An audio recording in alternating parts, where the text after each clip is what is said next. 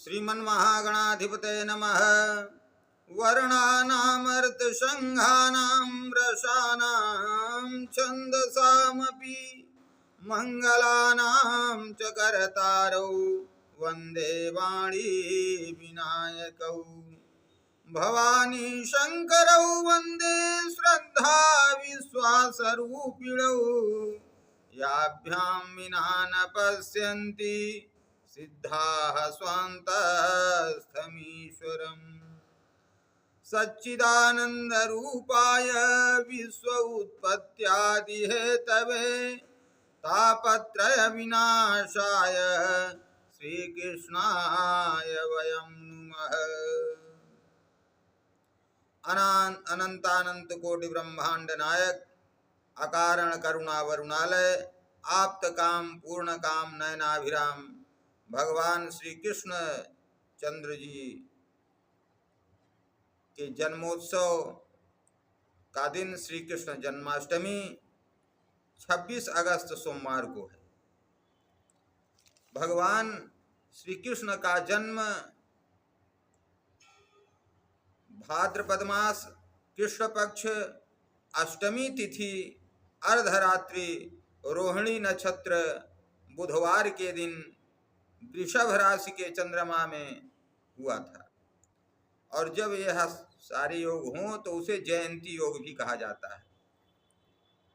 इस बार सोमवार 26 तारीख को 26 अगस्त को अष्टमी तिथि भी है, अर्धरात्रि भी है, रोहिणी नक्षत्र भी है, तो बड़ा शुभ संयोग बन रहा है। तो भगवान श्री कृष्ण का जन्म भाद्रपद मास में ही क्यों हुआ? तो कहा जाता है भाद्र यानी कल्याणकारी, भद्र माने कल्याणकारी। तो भगवान का अवतार जब भी होता है वह कल्याणकारी मास में ही होता है। कृष्ण पक्ष अष्टमी को क्यों हुआ? तो कृष्ण पक्ष अंधेरा पक्ष, अर्थात जब आसुरी शक्ति बढ़ जाती हैं और जो दैवीय शक्ति है वह घट जाती है, कम हो जाती है, तब भगवान का अवतार हुआ करता है। अर्थात जब जब होई धर्म कई हानि बाढ़हि असुर अधम अभिमानी तब तब प्रभु धरि विविध शरीरा हरहि कृपा भव सज्जन पीरा। कृष्ण पक्ष या कोई भी पक्ष, शुक्ल पक्ष कृष्ण पक्ष 15-15 दिन के होते हैं। तो कृष्ण पक्ष में जब 15 दिन में 8 दिन बीतते हैं, 7 दिन तक तो अंधेरा हो रहता है, 7 घड़ी, और 8 घड़ी जो है वह शुक्ल पक्ष रहता है, उंजलियाला पक्ष रहता है। तो सप्तमी तक भगवान का अवतार नहीं होता। लेकिन जैसे ही अष्टमी में अंधेरा पक्ष ज्यादा हो जाता है, उजियाला पक्ष कम हो जाता है, तो भगवान का अवतार हो जाया करता है। तो इसलिए बहुत परेशान होने की भी जरूरत नहीं है। जब उपद्रव अधिक बढ़ जाएंगे, अनाचार अत्याचार जब बढ़ जाएगा, तो निश्चित रूप से इस भारत भूमि पर किसी न किसी रूप में भगवान अवतरित होंगे और इन राक्षसों का संहार करेंगे। और यही बात श्रीमद् भगवत गीता में भी लिखा हुआ है कि यदा यदा हि धर्मस्य ग्लानिर्भवति भारत अभ्युत्थानम् अधर्मस्य तदात्मानं सृजाम्यहम्।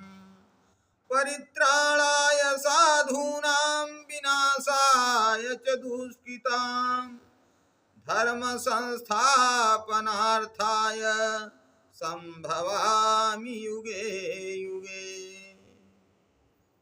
तो यदा यदा ही धर्मस्य, कोई तुलसी बाबा की चौपाई सेम है कि जब जब यदा यदा जब जब जब जब होई धर्म कई हानि बाढ़हि असुर अधम अभिमानी तब तब प्रभु धरि विविध शरीरा अहरहि कृपा निधि सज्जन पीरा। तो यदा यदा ही धर्मस्य ग्लानिर्भवति भारत, जब जब धर्म की हानि होती है और जब जब धर्म की हानि होती है और अधर्म बढ़ जाता है, तो कहते हैं भगवान कि परित्राणाय साधूनाम, साधुओं के कल्याण के लिए, और विनाशाय च दुष्कृताम, और दुष्टों के विनाश के लिए, धर्म की स्थापना के लिए मैं युग युग में हर कल्प में अवतार लिया करता हूँ। और यही चीज तुलसी बाबा और एक चौपाई में लिखते हैं कि भगत भूमि भूसुर सुर भी सुरहित लागी कृपाल, करत चरित धरि मनुज तनु, सुनत मिटहि जग जाल, सियावर रामचंद्र की जय। भगत भूमि भूसुर सुर भी, भक्तों के लिए पहले नंबर पर किसके लिए भगवान अवतार लेते हैं? भक्तों के लिए, राक्षसों को मारने के लिए नहीं। क्यों? क्योंकि राक्षसों को मारने के लिए तो जहां है वहीं से कर सकते हैं, वहीं से उनका संहार कर सकते हैं। क्योंकि भ्रुकुट विलास शिष्ट लई होई, जिनकी भ्रुकुट के विलास से केवल एक तिरछी नजर देखने से लय और सृष्टि हो जाती है, तो उनको अवतार लेने की जरूरत नहीं है किसी को मारने के लिए। तो किस लिए लेते हैं? भगत, भक्तों के हित के लिए, भूमि पृथ्वी के कल्याण के लिए, भूसुर ब्राह्मणों के लिए, सुर भी गाय के लिए, सुरहित लागी कृपाल, और देवताओं के कल्याण के लिए कृपालु भगवान अवतार लेते हैं। और करत चरित धरि मनुज तनु, और जो मनुष्य रूप में अनेक प्रकार के नाना प्रकार के चरित्र करते हैं, और जिसको कहने और सुनने से इस संसार के सारे जंजाल, सारी माया, सारे कष्ट सब दूर हो जाते हैं। तो इसी प्रकार से दुर्गा सप्तशती में भी यही बात लिखी है। क्या लिखा है कि इत्थम यदा यदा बाधा दानवोत्था भविष्यति, तदा तदावतीर्याहं करिष्यामि हरिसंचयम्। इत्थम यदा यदा बाधा, इस प्रकार से जब जब दानवी बाधा उपस्थित होगी, दानव प्रबल हो जाएंगे, तो तब तब मैं अवतार लिया करूंगी और इन दुष्टों का संहार किया करूंगी। यह माता दुर्गा स्वयं कह रही है। 11वें अध्याय के अंतिम श्लोक में है यह श्री दुर्गा सप्तशती। और यही परिस्थिति द्वापर युग के अंत में थी, जब कंस ने अपने पिता महाराजा उग्रसेन को बंदी बना करके जेल में डाल दिया। और जब जेल में डाल दिया तो उसे लगा कि जनता के मध्य जो है वह हमारी छवि जो है वह दूषित हो गई है, गंदी हो गई है, जनता जो है हमारे खिलाफ जा सकती है। इसलिए जनता को खुश करने के लिए उसने दिखावा किया कि अपनी चचेरी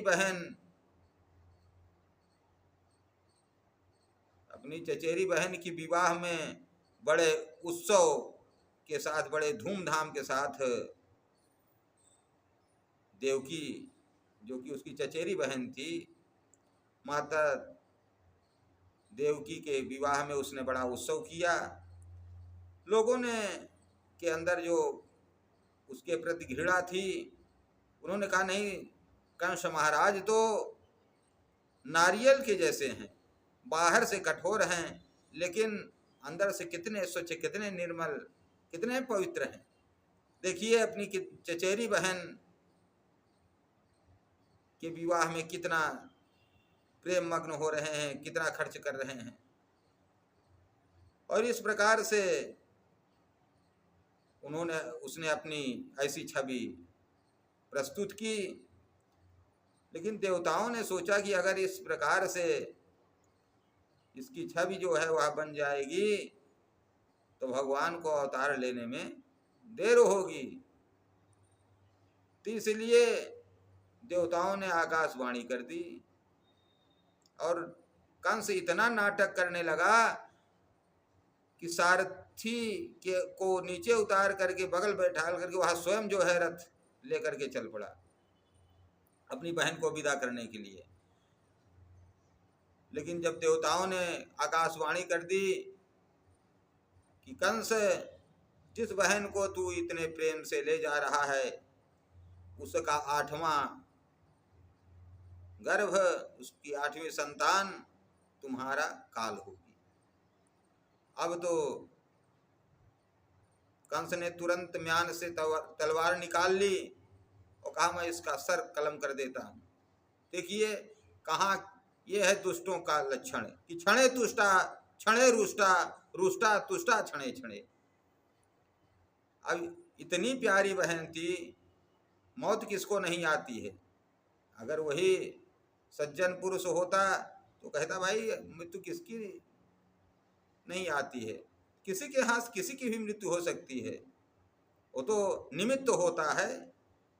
अब लिखा होगा मृत्यु तो उसी के हाथ से होगी। लेकिन वह तो कंस तो बड़ा क्रूर था। लेकिन कहते हैं कि वसुदेव जी ने अपने पति धर्म का पालन किया और कंस का हाथ पकड़ लिया। कहा कि महाराज इतनी जनता उपस्थित हुई है, प्रजा के मध्य कैसा संदेश जाएगा, इसलिए यह घोर अन्याय अनर्थ मत कीजिए। कंस ने कहा कि मित्र सुनते नहीं हो, आकाशवाणी क्या कह रही है। वसुदेव जी ने कहा कि आपको बस देवकी के 8वें गर्भ से डर है, तो मैं आपको वचन देता हूं कि मैं देवकी के 8 संतानों को 8वें संतान को आपके पास भेज दूंगा, आप इनसे जो समझिए हो करिए। अब जब वसुदेव जी ने कंस को समझाया, कंस समझ गया, लेकिन कहा कि अब आप दोनों मेरे कारागार में ही रहेंगे। और इस प्रकार से देवकी का जो पहली संतान हुई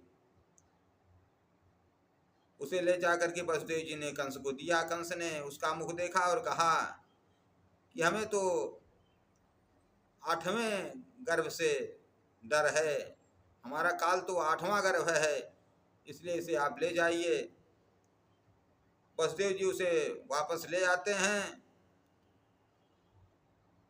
लेकिन इतने में नारद जी पहुंच जाते हैं और कहते हैं एक कमल का फूल लेकर के, और कहा कि इसमें 8वां कौन सी पंखुड़ी है, क्योंकि अष्टदल कमल में 8 दल होते हैं। उन्होंने कहा कि महाराज आप क्या देख रहे हैं। नारद जी ने कहा मैं देख रहा हूं कि इसमें 8वां कौन सा है। तो जहां से शुरू करते हैं उसी का अंतिम 8वां हो जाता। पहले से शुरू करते हैं तो 8वां रहता है, दूसरे से करते हैं तो पहला 8वां हो जाता है। कंस ने कहा मैं समझ गया महाराज, आप क्या कहना चाहते हैं। तुरंत वो वसुदेव जी के पास पहुंचता है और उस नन्हे से बालक को पत्थर पर पटक देता है और उसके प्राण खेरू उड़ जाते हैं। अब इस प्रकार से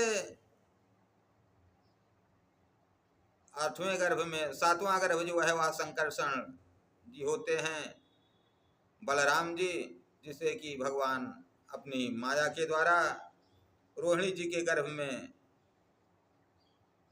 उपस्थित कर देते हैं और वहाँ से माया के रूप में कारागार में जो विंध्यवासिनी माता के नाम से जानी जाती हैं वो आती हैं। और 8वें गर्भ में स्वयं भगवान श्री कृष्ण चंद्र जी आते हैं।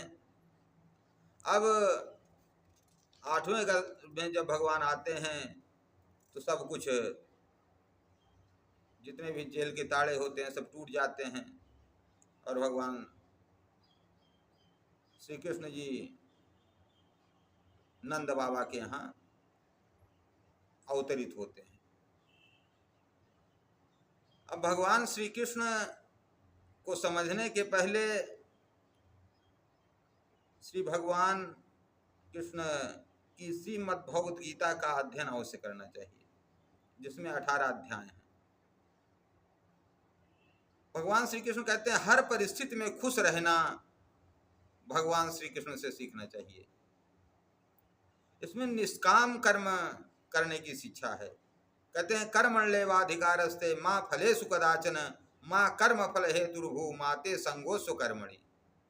फिर कहते हैं पूजा वस्तु प्रधान न होकर के भाव प्रधान होती है। पत्रम पुष्पम फलम तोयम यो में भक्त्या प्रयक्षति तदहम भक्ति उपस्नामि प्रयतात्मनः। पत्रम एक पत्ता, एक वचन है पत्रम, पुष्पम एक फूल, कोई भी फूल, नाम भी नहीं बताया, फलम कौन सा फल, तोयम जल, ये भी नहीं कहा गंगा जल की, नर्मदा जी का जल की, यमुना जी का जल। यो में भक्त्या प्रयक्षति, जो मुझे भक्ति के साथ अर्पण करता है उसे मैं अस्नामि प्रयतात्मनः, प्रसन्नता पूर्वक खाता हूं।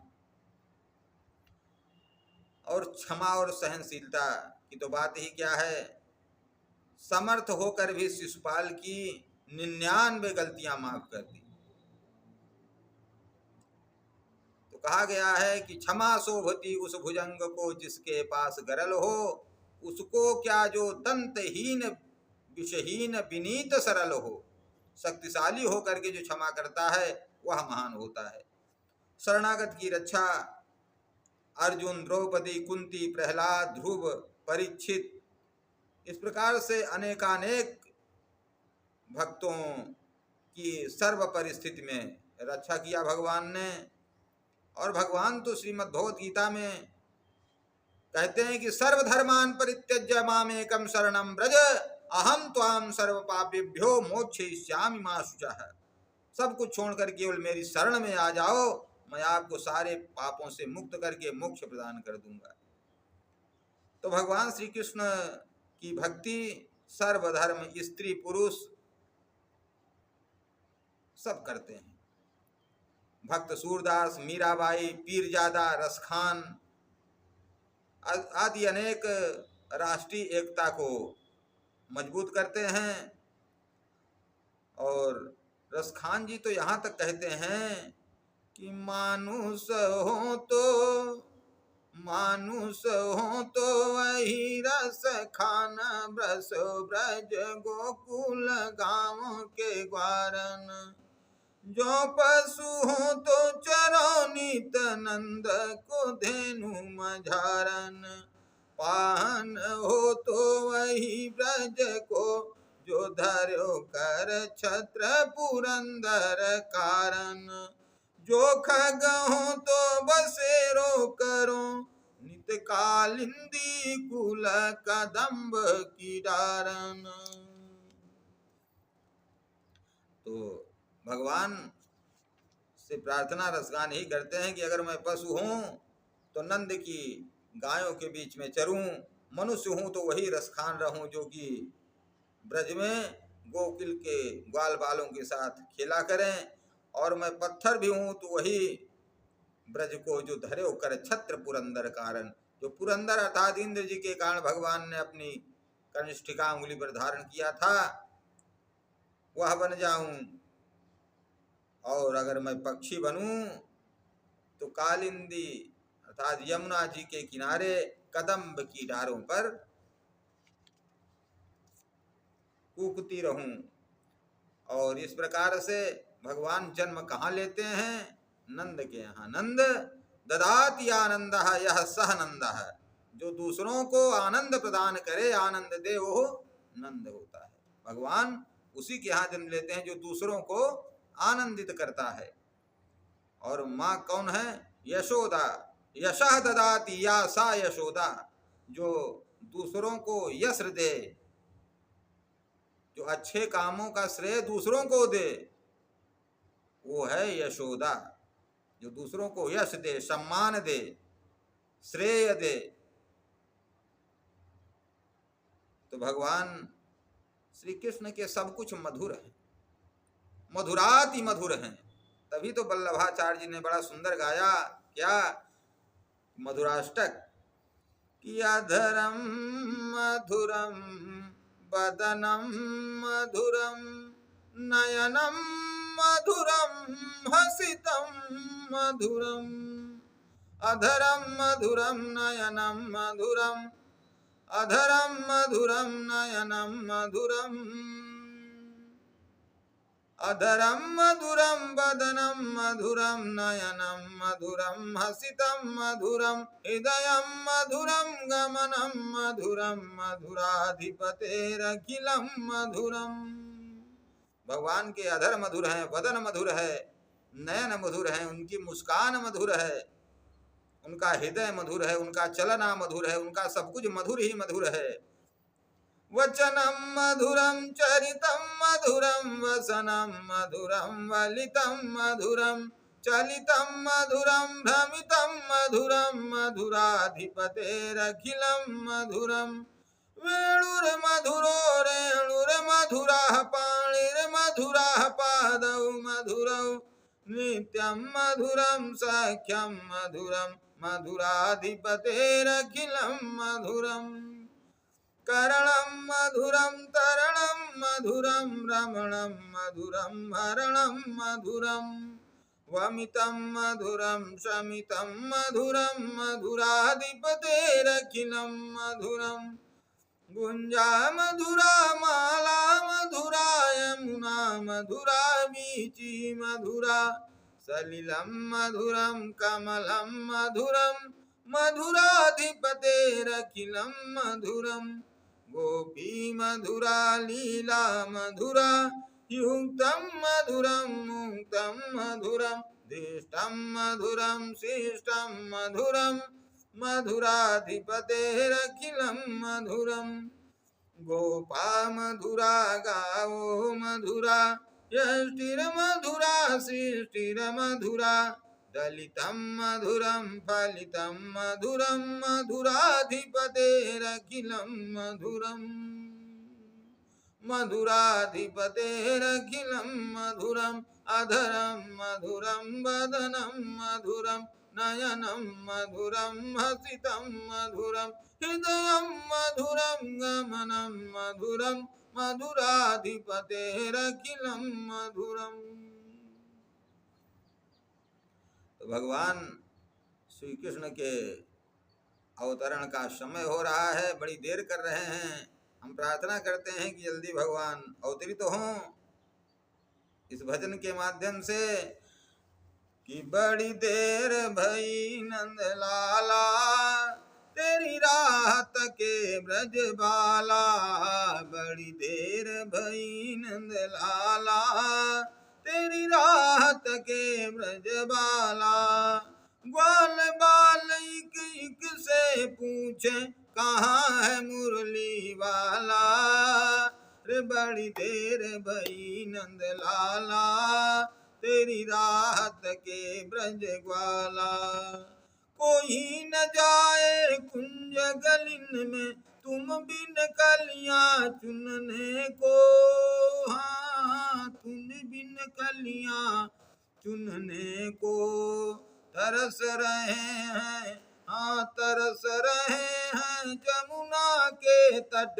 धुन मुरली की सुनने को अब तो दरस दिखा दे नटखट क्यों दुविधा में डाला रे बड़ी देर भई नंद लाला तेरी राहत के ब्रज ग्वाला संकट में है आज ओ धरती जिस पर तूने जन्म लिया पूरा कर दे हो पूरा कर दे आज वचन वो गीता में जो तूने दिया कोई नहीं है तुझ बिन मोहन भारत का रखवाला रे बड़ी देर भई नंद लाला तेरी राहत के ब्रज ग्वाला।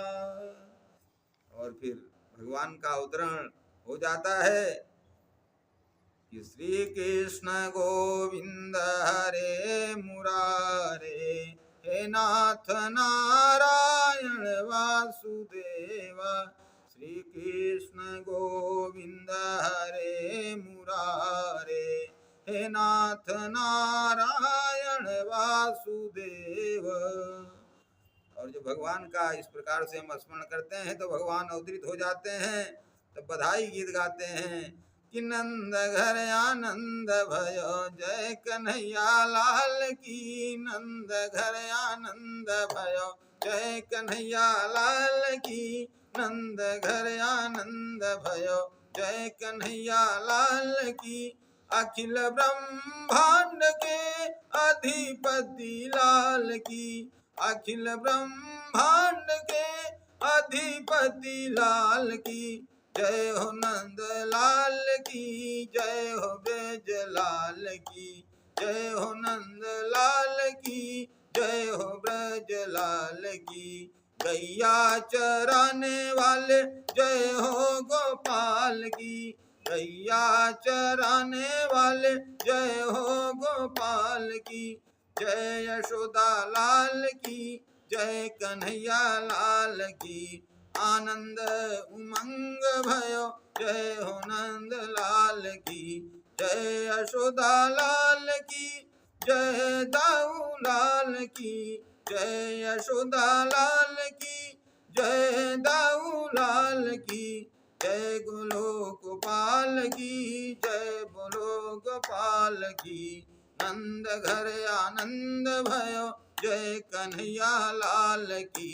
हाथी घोड़ा पाल की, जय कन्हैया लाल की। जवानन का हाथी घोड़ा, बुढ़वन का पाल की। नंद घर आनंद भयो, जय कन्हैया लाल की। ओ जवानन का लड्डू पेड़ा, बुढ़वन का लपसी। जवानन का लड्डू पेड़ा, बुढ़वन का लपसी। नंद घर आनंद भयो, जय कन्हैया लाल की। नंद घर आनंद भयो, जय कन्हैया लाल की। प्रेम से बोलिए आनंद कंद श्री कृष्णचंद्र भगवान की जय। हरि ओम तत्सत।